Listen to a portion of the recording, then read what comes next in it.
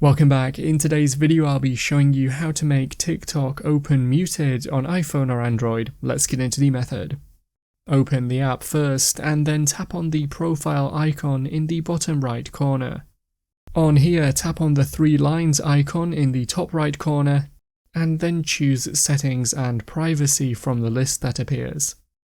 Within the settings, scroll down and tap on Playback, which is in the Content and Display section. On this page, make sure the toggle switch is turned on next to where it says Open TikTok on mute, and this should now be ready next time you open the app. That's how to make TikTok open muted on iPhone or Android.